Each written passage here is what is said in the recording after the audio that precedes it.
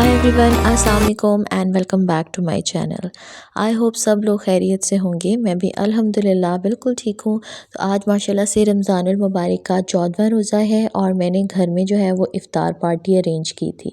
तो आज के व्लॉग में आप लोगों के साथ में शेयर करने वाली हूँ कुछ इफ़्तार स्पेशल रेसिपीज़ और कुछ गपशप भी हो जाएगी। आप लोगों के साथ कुछ टिप्स भी शेयर करूँगी कि आप एफ़िशिएंटली और टाइमली अपनी दावतों को कैसे मैनेज कर सकते हैं। इसके अलावा कुछ शॉपिंग की थी, वो भी आप लोगों के साथ में शेयर करूँगी।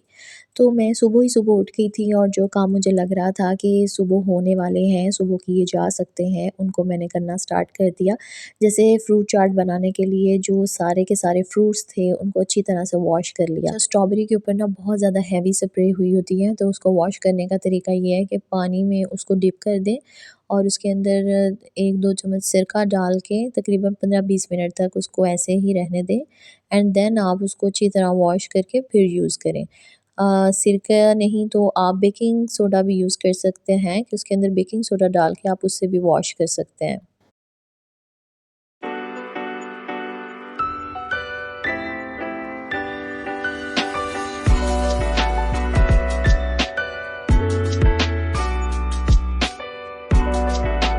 स्ट्रॉबेरी के बारे में ना बहुत सारी रिसर्चेज़ अब की गई हैं कि अगर आप उसको एज़ इट इज़ खाते हो, अच्छी तरह से धोते नहीं हो, तो उससे गुर्दे फ़ेल होने के चांसेस हैं और वो बहुत जानलेवा साबित हो सकती है। तो इसी तरह स्ट्रॉबेरी का शेक भी नहीं बनाना चाहिए। इनफैक्ट कोई भी ऐसा फ्रूट जिसमें थोड़ी-सी खटास होती है ना, तो उसको दूध के साथ अगर मिलाते हैं तो वो एक अजीब-सा कॉम्बिनेशन बन जाता है। तो वो जो है वो हेल्थ के लिए बेनिफिशियल नहीं बल्कि नुकसानदेह होता है। तो इसलिए स्ट्रॉबेरी शेक पीने से भी काफ़ी हद तक गुरेज़ ही करना चाहिए। और इसके अलावा जो बाकी फ्रूट्स थे केला और सेब और अमरूद, यहाँ पर उनकी भी जो है ना वो कटिंग कर ली सुबह ही सुबह, क्योंकि इसको ठंडा होने के लिए भी ज़ाहिर है टाइम चाहिए होता है। स्ट्रॉबेरीज़ और जो पपाया था, पपीता और साथ में अनार, इनको मैंने अलग-अलग ही रहने दिया। सिर्फ़ यहाँ पर सेब, केले और जो अमरूद थे उनको जो है ना मैंने मिक्स कर दिया। जब आप इन्हें सुबह ही बना देंगे तो ज़ाहिर बात है शाम तक इनका कलर चेंज हो सकता है। ये फ्रूट्स जो है ना वो सॉगी से हो सकते हैं, मतलब इनका टेक्सचर चेंज हो सकता है जो बिल्कुल भी अच्छा नहीं लगेगा। फ्रूट सैलेड जो है वो फ्रेश नहीं लगेगी। तो उसके लिए आपको क्या करना है कि आप इसके ऊपर जो है वो लेमन निचोड़ दें। फ्रूट्स के हिसाब से मेरे पास ये काफ़ी सारे थे तो मैंने 3 से 4 नींबू इनके ऊपर जो है वो स्क्वीज़ कर दिए। साथ में जो है वो 2-3 चम्मच यहाँ पर चीनी के डाल दें। चीनी प्रिज़र्वेशन के लिए काम करेगी और जो नींबू है ना वो इसको फ्रेश रखेंगे, इसका कलर चेंज नहीं होने देंगे। जैसे सेब वगैरह इसमें ऐड किए तो उनका कलर चेंज नहीं होगा। अब आप इनको जो है वो फ्रिज में रख दें। इफ्तारी से आधा घंटा पहले जो है वो आप इनको निकाल के तो मिक्स कर सकते हैं। बाकी सारे इसके ऊपर जो भी आपने इसकी सीज़निंग करनी है, मसाले डालने हैं या फिर जो आपने जूसेस इसके ऊपर डालने हैं वो आप बाद में डाल दें। तो ख़ैर यहाँ पर जो है हमारी हेल्पर वो सारा धनिया और पुदीना और इस तरह की सारी कटिंग चॉपिंग करके दे रही थी। और दही बड़े बनाने के लिए मैंने जो फलियाँ थी उनको भी सुबह ही भिगो के रख दिया और जो आलू थे काफ़ी सारे उनको भी मैंने बॉयल करके रख दिया। उसके बाद खाने में आज बन रहा है चिकन कढ़ाई, यखनी पुलाव, साथ में मटन कढ़ाई। अच्छा, ये एक एक्स्ट्रा चूल्हा है जो डर्टी किचन में जो है ना अलग से लगा लिया, सेट कर लिया, क्योंकि जितने चूल्हे हों उतना ही कम है, इतना सारा तो खाना बनना था। सिलेंडर लगा के एक चूल्हा सेपरेट से यहाँ पे रख दिया जिसके ऊपर सारा फ्राइंग का काम हो जाएगा। उसके बाद जी तकरीबन ये दोपहर का टाइम है और यहाँ पे मैंने सैलड भी बनाना शुरू कर दी। सैलड बनाने के लिए ना सारी वेजिटेबल्स मैंने कटिंग कर ली, खीरे और साथ में टमाटर और इसके अलावा जो है वो मैंने चुकंदर ऐड की। आप अपनी पसंद की ना जो भी वेजेस हों वो ऐड कर सकते हैं। तो ये इतनी कलरफुल सब्जियां होगी और ये मैं बेसिकली कॉर्न सैलेड बना रही हूँ, तो जो डब्बे वाली स्वीट कॉर्न होती है ना वो मैंने इसमें शामिल कर दी। ये सैलेड जो है ना बहुत ज़्यादा हेल्दी बनता है और जो डाइट वाले लोग हैं ना वो भी इसको खा सकते हैं। उसके बाद इसमें थोड़ा सा सॉल्ट, ब्लैक पेपर, थोड़ा सा सिरका और थोड़ी सी जो है ना वो रेड चिली सॉस ऐड कर दी। तो इस सैलेड को भी जब आपने सर्व करना है ना एंड उस टाइम जो है आपने ये नमक और पेपर और बाकी जो है ना वो सॉसेस ऐड करने हैं। अगर ये भी आप पहले करके रख देंगे ना तो ये भी अजीब सी सॉफ्ट सी हो जाएगी, मतलब इसकी लुक फ्रेश नहीं लगेगी। यहाँ पे मज़ेदार सा कॉर्न सैलेड रेडी है। ये सारा दिन ऑलमोस्ट गुजर गया है और इफ्तार का टाइम है, इसीलिए मैंने सैलेड के अंदर भी जो है ना वो सारी सीजनिंग ऐड कर दी।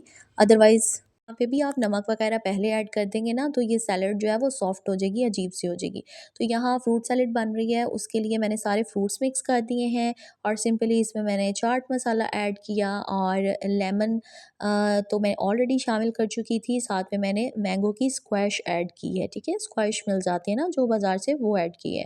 साथ में मैंने होममेड जो घर में बनाई हुई इमली की चटनी थी वो ऐड कर दी। थोड़ा-सा मैंने इसके अंदर काला नमक शामिल किया और इसको अच्छी तरह मिक्स कर लिया। अब आप यहाँ पे नोटिस कर रहे हैं कि सुबह के फ्रूट्स कटे हुए हैं, लेकिन ना उनका टेक्सचर ख़राब हुआ है, वो सॉफ्ट भी नहीं हुए और ना ही उनका कलर चेंज हुआ है, क्योंकि जो मैंने आपको बताई है ना 2 बातें कि लेमन और आप चीनी डाल के रखेंगे तो ये ख़राब नहीं होंगी। उसके बाद जी इनको मैंने जो है वो कटे हुए बादाम, काजू और किशमिश से ना ऊपर से गार्निश कर लिया। बहुत ही मज़े की खट्टी-मीठी सी जो है ना फ्रूट सैलेड बन के रेडी होगी और उसके बाद बारी आती है दही बड़ों की, क्योंकि फ्रूट सैलेड के साथ फिर दही बड़े तो फिर ज़रूरी है ना। ये दही बड़े भी जो है ना मैंने हाफ़ डन करके दोपहर में रख लिए थे और इफ्तार के आधा घंटे पहले इसको भी जो है ना मैंने फ़ाइनल टच दिया था। तो मैंने क्या किया कि जो बॉयल किए हुए आलू थे, बल्लियाँ थी और जो सैलेड मैंने काटी हुई थी उसको मैंने डाल दिया। साथ में मैं इसके ऊपर ऐड कर रही हूँ चाट मसाला, ऊपर से इसमें ऐड कर रही हूँ मैं ये ग्रीन वाली चटनी जिसको मैंने पुदीना, धनिया और सब्ज़ मिर्चों से बनाया है, थोड़ा-सा दही डाल के। इस स्टेज पे जो है आप इसको मिक्स करके फ्रिज में रख सकते हैं 1-2 घंटे के लिए। और यहाँ पे जो दही है ना उसको मैं अभी ऐड नहीं कर रही, क्योंकि फुल्कियाँ या भल्ले वो दही एब्ज़ॉर्ब कर लेते हैं, ठीक है? इसलिए उसको मैं लास्ट पे ही डालूँगी। तो जब मैंने सर्व करने हैं उससे ज़रा पहले जो है मैंने इसको डीप डिश में डाला, उसके ऊपर से फर्दर सैलेड डाली और अब यहाँ पर इसके ऊपर मैं दही ऐड कर रही हूँ। अगर आपका दही थोड़ा-सा खट्टा है ना, तो आप उसके अंदर थोड़ी-सी चीनी 1 चम्मच शामिल कर लें, तो उससे उसका टेस्ट बहुत अच्छा आता है। और अगर दही गाढ़ा नहीं है, तो आप इसके अंदर मिल्क क्रीम ऐड कर सकते हैं, उससे दही बड़े बहुत मज़े के बनते हैं। ऊपर से मैंने जो है वो इमली की चटनी डाल दी, जो मैंने होममेड है मेरी और बड़ी खट्टी-मीठी सी चटनी है। मैंने पिछले व्लॉग्स में जो है इसकी रेसिपी भी शेयर की है। तो दही बड़े मेरे हो गए तैयार, अब चलते हैं पकौड़ों की तरफ। मैं सारी चीज़ें जो है ना वो जल्दी-जल्दी आपको दिखा रही हूँ, अदरवाइज़ व्लॉग ना बहुत ज़्यादा लंबा हो जाएगा। तो पकोड़े मैं बनाती हूँ, ये भी मेरा थोड़ा डिफरेंट सा तरीका है। मैं बॉइल्ड आलूओं के जो है ना पकोड़े बनाती हूँ। तो यहाँ पर आप देख सकते हैं कि मैंने प्याज़ लिया और उसके अंदर जो है वो बेसन शामिल कर दिया और यहाँ पे मैं इसमें मसाले ऐड कर दूँगी, सूखा धनिया और साथ में ज़ीरा, नमक, मिर्च, वही जो बेसिक मसाले होते हैं पकोड़ों वाले, वो ऐड करूँगी। अनारदाना, थोड़ा-सा 1 चुटकी जो है इसमें अजवाइन शामिल करूँगी। कुटी हुई लाल मिर्च, जिसे दड़ा मिर्च कहते हैं, वो मैं ऐड कर दूँगी एंड दैट्स इट। और थोड़ा-सा पानी डाल के जो है ना अब इसको मिक्स करके इसका बैटर तैयार कर लेना है। इस स्टेज पर आप साथ में हरी मिर्चें और हरा धनिया, थोड़ा-सा पुदीना ये भी आप शामिल कर सकते हैं। आलू अभी शामिल नहीं करने। आलू जो है वो हमने तब शामिल करने हैं जब हम पकोड़े फ्राई करना स्टार्ट करेंगे ना, उस टाइम में जाके हम इसमें आलू शामिल करेंगे। अगर आलू पहले से शामिल करके रख देंगे तो वो बहुत ज़्यादा सॉफ्ट हो जाएंगे और इस तरह से हमारे पकोड़े क्रिस्पी नहीं बनेंगे, ठीक है? तो यहाँ पे इसको मिक्स कर लेते हैं। अच्छा, इसका जो बैटर है ना वो भी आपने गाढ़ा तैयार करना है, इससे बहुत मज़े के पकोड़े बनते हैं। वो ऐसे लगता ही नहीं है जैसे आप आलू के पकोड़े खा रहे हो। तो हमारे घर में तो ये अक्सर बनते हैं और मैंने कुछ पिछले इफ्तार व्लॉग्स में भी इसकी रेसिपी जो है वो शेयर की हुई है। अच्छा ना, इस व्लॉग को बनाने के लिए मेरी बहुत ज़्यादा मेहनत लगी है, क्योंकि एक तो आपको हर काम जल्दी-जल्दी करना है कि ज़ाहिर है इतने सारे खाने बनाने होते हैं और दावत वाले दिन आप ऑलरेडी मसरूफ़ होते हैं, फिर ऊपर से जब आप शूट कर रहे होते हैं तो वो काम करने में आपको ख़ासा टाइम लग जाता है। तो इसलिए आप लोगों ने जो है वीडियो को लाइक ज़रूर कर देना है और एक प्यारा सा कमेंट भी कर देना है। और अगर आप मेरे चैनल पर नए आए हैं तो चैनल सब्सक्राइब किए बिना बिल्कुल भी मत जाइएगा। देखिए, दावतें बनाने में जो है ना वो औरतों का बहुत सारा टाइम लगता है, एफ़र्ट्स लगती हैं, ठीक है? लेकिन अल्लाह ताला ने इसके अंदर बहुत सारा सवाब भी रखा हुआ है, बल्कि ये कहा हुआ है कि सबसे अफ़ज़ल सदका ये है कि आप अपने बहन भाई का दस्तरख़्वान लगाएँ। यानी अपने बहन भाइयों को खाना खिलाना जो है वो सबसे अफ़ज़ल सदका है। तो लें जी, पकौड़ों का मिक्सचर यहाँ पर रेडी हो गया है और हमने जब इनको फ्राई करना है ना तो पकौड़ों का साइज़ बिल्कुल छोटा रखना है, मतलब इतना सा आपने डालना है। और दूसरी तरफ अब हम बैंगन के पकौड़े जो हैं ये हमारे घर में बहुत शौक से खाए जाते हैं, तो उसके लिए हम बैटर तैयार कर लेंगे। तो आपने सबसे पहले जो बैंगन है उनको इस तरह से बारीक-बारीक काटना है। जितने बारीक आप काटेंगे ना उतने ज़्यादा मज़े के और क्रिस्पी बनेंगे। और बैटर तैयार करने के लिए सिंपली मैंने बेसन लिया है और उसके अंदर वही दड़ा मिर्च, कुटी हुई लाल मिर्च ऐड की है, ज़ीरा ऐड किया है, नमक ऐड किया है और साथ में जो है वो अनारदाना, थोड़ी-सी मैंने इसके अंदर हल्दी शामिल कर दी है और गरम मसाला आप ऐड कर सकते हैं, ठीक है, अगर आपको पसंद है। साथ में नमक शामिल किया है एंड दैट्स इट। और इसको जो है वो अच्छी तरह से बीट कर लेना है हमने, और इसकी कंसिस्टेंसी हमने इतनी रखनी है कि जो बैंगन है उसके ऊपर ये बैटर ठहर जाए, ठीक है। और यहाँ पे अब जो खजूरें हैं उनको मैं इन कैंडी डिशेस में डाल रही हूँ, क्योंकि जो है इफ्तारी में तकरीबन 1 घंटा बाकी है, तो साथ-साथ हमें अपने डाइनिंग टेबल की भी प्रिपरेशन करनी है। और आपको लग रहा होगा कि पता नहीं बहुत जल्दी-जल्दी सारा कुछ होता जा रहा है और ये बहुत ज़्यादा आसान है। आप मुझसे पूछें कि मेरा सारा दिन कंज़्यूम हो गया, और आप यकीन करें कि इफ्तारी का टाइम आते-आते तक जो है मेरी बस हो चुकी हुई थी। तो यहाँ पे जो मैंने कुछ क्रॉकरी जो है वो परचेज़ की थी, और दावत के हवाले से भी सारी बातें, हमें कुछ एक्स्ट्रा बर्तनों की भी ज़रूरत होती है। तो ये मैं जग लेकर आई थी, और साथ में जो है वो इसके ग्लासेस थे, और स्टार्टिंग में जो है आपको कुछ बाउल्स दिखाएँ, क्योंकि कुछ चीज़ें बच जाती हैं ना, उसमें डालते हैं। अच्छा, ये सबसे अच्छी मेरी परचेज़ है, ये स्टील का बॉक्स है। इसको मैंने आटा डालने के लिए परचेज़ किया है। आटा कभी ना किसी बॉल में डाल के रख रहे होते हैं जो गूँधा हुआ बच जाता है, कभी किसी बॉल में डाल के रख रहे होते हैं, तो उसके लिए मैंने जो है एक स्पेसिफ़िक बॉल ले लिया है। अच्छा, कोशिश करें कि प्लास्टिक के बर्तनों से बेहतर होता है स्टील का, क्योंकि अगर आपको स्टील के इस तरह के स्टोरेज बॉक्सेस मिल जाए ना, तो वो बेहतर होते हैं। और इसी तरीके से जो आप वाटर बॉटल यूज़ करते हैं, वो भी प्लास्टिक की बजाय शीशे की बॉटल्स यूज़ किया करें। ये प्लास्टिक के साथ जो है ना वो सेहत के बहुत सारे नुकसानात भी जुड़े हुए होते हैं। खैर, यही थी मेरी थोड़ी-सी छोटू-सी शॉपिंग, कुछ ग्लासेस और जग्स लिए थे, और कुछ जो हैं ये बॉक्सेस और कंटेनर्स लिए थे।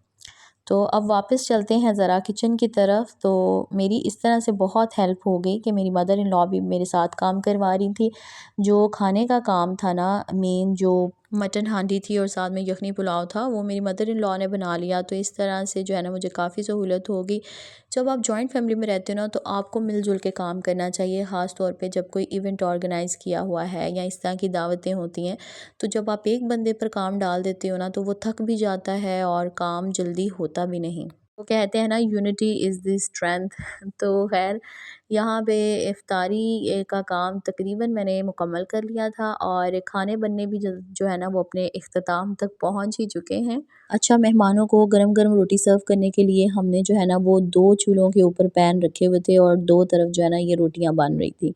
तो ख़ैर, गेस्ट हमारे आ चुके हैं और अंदर इफ्तारी वाले सीन भी ऑन है, तो आपको थोड़े बहुत जो है ना वो मैं क्लिप्स दिखाती हूँ। अच्छा, ये हमारे गेस्ट हमारे लिए लेकर आए थे प्योनिया, और साथ में ये जी बहुत ही मज़े का जो है वो वॉलनट इंजीर ड्राई केक था।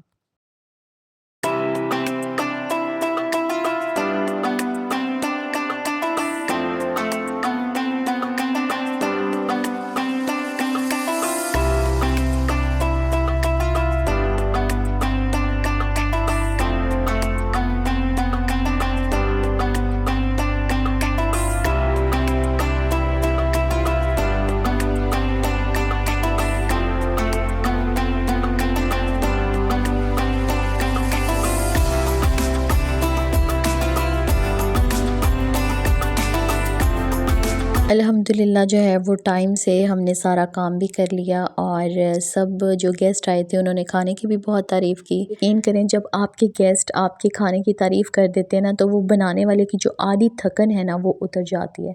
और कभी-कभी तो कुछ ऐसे गैर मुनासिब से भी गेस्ट आपको फ़ेस करने पड़ जाते हैं, जो तारीफ़ करने में भी ना बहुत ही कंजूस होते हैं। तो भई, जब भी किसी के घर जाएँ, खाना खाएँ, तो अगर आपको अच्छा लगे तो तारीफ़ करने के मामले में ना कंजूसी नहीं करनी चाहिए। खैर जी, सब कुछ बहुत अच्छे तरीके से हो गया अल्हम्दुलिल्लाह, और अल्लाह ताला का बहुत शुक्र है कि अल्लाह ताला ने अपनी इतनी नेमतों से हमें नवाज़ा कि हम भी दस्तरख़्वान सजा सकें और इफ़्तारी करवा सकें। तो ये अल्लाह ताला का बहुत बड़ा एहसान है। अल्लाह ताला सबके दस्तरख़्वान इसी तरह वसी रखे। मुझ समेत आप सब लोगों को जो है वो बहुत सारी खुशियाँ अता करें, और जब आप लोग रमज़ान में दुआएं करने लगे तो मुझे भी अपनी दुआ में शामिल रखिएगा।